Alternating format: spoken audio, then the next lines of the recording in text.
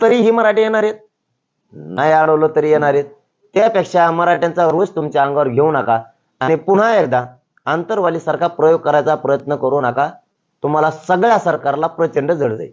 म्हणजे आंतरवाली सारखा प्रयोग करण्याची तयारी अशी काय माहिती नाही, मग गुन्हे काय दाखल केले ट्रॅक्टरवाल्याने काय केलं? तुम्हाला केलं काय? असंच आंतरवालीच्या वेळेस झालं होतं ना. 2 दिवस आले, पहिल्या दिवसापासूनच सुरुवात होती यायची त्यांची. कधी 200 यायचे पोलीस, कधी 500 यायचे, आणि मग ज्या दिवशी करायचे त्या दिवशी 700-800 आले. ही सुरुवातच होती ना. मागची हुशारी आम्ही पुढे सावध झालो दादा. पण आता ते करू नका, कारण आता करोडोला मराठा एकत्र आहे, तुम्हाला जड जाईल. कुठलेही आंदोलन करताना आंदोलनापूर्वी परवानगीसाठी अर्ज करत असताना आता तुम्ही एवढं मोठं आंदोलन हाती घेतलं आणि तुम्ही मुंबईला जाणार आहे, तसं काही अर्ज वगैरे तुम्ही पोलिसांना किंवा गृह खात्याला काही दिलाय का? मी नुसतंही 2 आंतरवाली जरी जायचं असलं सुट्टी होऊन तरी अर्ज करतो, तरी पण करतो. तर मुंबईला जायचं तर करणारच ना. नुसतं इथून तिथपर्यंत जायचं असलं तरी पण एकही पोलीस निरीक्षक किंवा SP साहेब किंवा पोलीस बंधू म्हणू शकत नाहीत की आम्हाला सांगितलेलं नव्हतं. आम्हाला साधं जायचं असलं तरी आम्ही त्यांच्या कानावर टाकतो, कारण त्यांनीच आम्हाला येऊन सांगितलेलं कुठं जायचं असलं कानावर टाकायचं. नाही त्यांच्या कानावर टाकायचं काय करत, आमच्या गाड्या सुरू केल्या दान आम्ही भ्यायचा काय संबंध कोणाला? राज्य आमचं आहे, जनतेचं आहे, गावं आमचे, जिल्हे आमचे, काय काय कोण खातंय त्यासारखं बेकडे का? मुंबईत जाऊन मिळण्यासाठी अर्ज केलाय का तुम्ही कुठला? नाही, आता ती प्रक्रिया होईल ना. चलो मग बहुतेक आता आमचं एक शिष्टमंडळ पाठवतो. मला वाटतं मीडियाच्या बांधवाच्या माध्यमातूनही कळालं की अर्ज मुंबईतल्या सर्व मराठा बांधवांनी दिले. मराठा बांधव मुंबईतला सगळा एकत्र आला सगळा.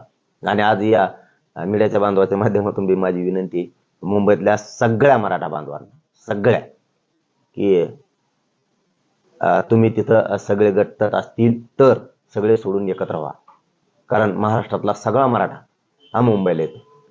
पाटील, राम मंदिर उद्घाटन हा देशाचा उत्सव जवळपास आता साजरा होतोय. राज्यातल्या आणि देशातल्या अनेक मंदिरांमध्ये तो उत्सव साजरा होतोय. त्याची तारीख फार नियोजित आहे. आधी 20-22 तारखेची जी त्यांनी तारीख ठरवलेली ती खूप आधी ठरवलेली. तुम्ही आंदोलनाची तारीख आता ठरवलेली आहे, त्यामुळे कुठेतरी कार्यक्रमाला डिस्टर्ब होऊ शकतो. कारण एवढी मोठी 3 कोटी मराठी तुम्ही घेऊन चाललाय, तुम्ही सुद्धा रामाचे भक्त आहात. मी सगळेच भक्त आहे, मी सगळ्यांनाच मानतो, देवाला मानतो आणि माणसालाही मानतो. फक्त आड चालणाऱ्याला सोडित नाही. नसता मी मानत नाही असं नाही. आणि आनंद व्यक्त करायला कुठं करू शकतो माणूस? रानात सुद्धा करू शकतो. तिथं जावा रामलालला पशी म्हणून काय, तिथंही करू शकतो. तुमच्याबद्दल जर मला प्रेम आहे तर मी आंतरवलीत करू शकतो. तुम्ही संभाजीनगरला असणार काय होत? हिंदू संस्कृती तसं म्हणलं जातं, कुठं असावं फक्त मनात हृदयात असावं, तिथं जावं असं काय नाही. आम्ही इकडे आनंद करू, पण 20ला आम्ही निघणार.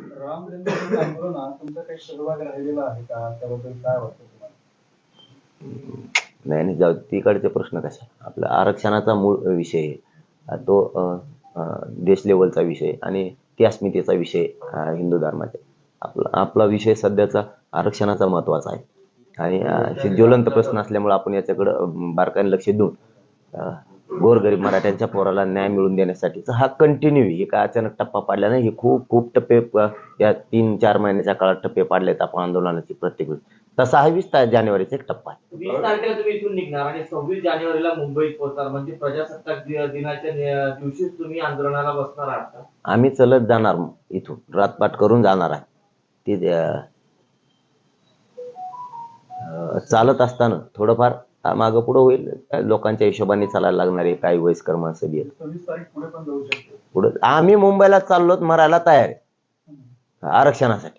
त्या मागं पुढं काय गुंतलेलं नाही मराठ्यांचं. कोणाचं एखाद्याचं गुंतलं असेल ते मुद्दा मी विचारित असेल एखादं, त्याच्यात काही गुंतलेलं नाही. आम्ही एकदा अंतरवाली सोडली की येताना मात्र आता आरक्षण आणलंय. लोकांचा विचार करायला लागेल ना, का लोकांना पळण दमछाक करायची.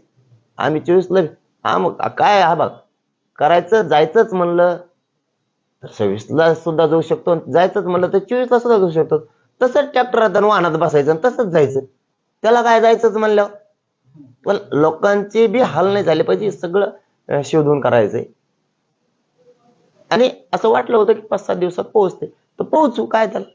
नाही तर लोकांच्या हिशोबाने. पण आता मुंबईकडे निघालोच ना, येताना आरक्षणच घेऊन येऊ. किती दिवस कमी होऊ लागते, किती तास वाढत येत आणि किती कमी होते, याच्यापेक्षा चाललेत. माझ्या मराठा समाजाला माहिती आहे दिवसात काय नाही आमचं आणि तारखेत बी काय नाही आमचं. वैयक्तिक मराठा समाजाचा आमचा विषय, आमचं तारखेत काय नाही. आमचं आता मुंबईकडे कूच केली म्हणजे येताना आरक्षणच घेऊन यायचं. तारखेत काय नाही आमचं समाजाचं. एखाद्याला राजकारण त्यात करायचं असेल तर त्याचं असू शकतं. तारीख मागे घेतली, तारीख पुढे घेतली, तुला काय करायचं? ते नाव ठेवणारा कोण आहे? तुला काय करायचं? तारीख मागे घेतली, पुढे घेतली, आम्ही आमचं बघू मराठी, आम्ही आमचं धोरण, आमचं आरक्षण, आम्ही जिवंत आहेत तर आमच्या लेकरांना आम्हाला आयुष्याचं आरक्षण मिळून द्यायचं. त्याच तारखेला गेल्या गेल्या काय ते गठुडं बांधून देणार आहे तू आमचं हे धर लगेच आरक्षण. संघर्ष आम्हालाच करायचा आहे. उशिरा गेलं तरी आम्हालाच करायचं आणि लवकर गेलं तरी करायचं. तसं डोक्यातच घेतलं तर 20ला 21लाच पोहोचू शकतो. मग आम्ही हाय तसेच वाहनं जाऊन द्यायची. हा बरं 21ला गेल्या गेल्या मिळेल का मग? आणि 26ला बी गेल्या गेल्याच मिळेल का मग? आम्हाला तिथं थांबायचंच आता ठरवलेलं आम्ही घेऊच तर.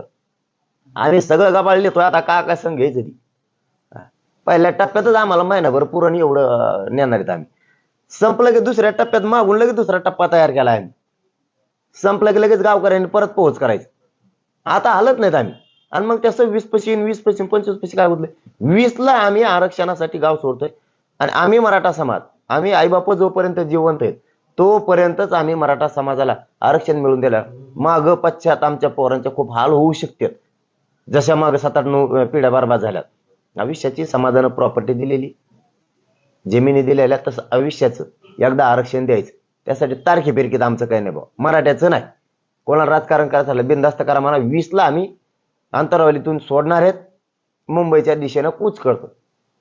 मग ते 20 तारखेला पोहोचू शकतो, 23ला पोहोचू शकतो. ते आमच्या समाजाच्या धोरणानं, लोकांच्या धोरणानं आमचं आंदोलन चाललेलं नाही, चालणार सुद्धा नाही. धन्यवाद.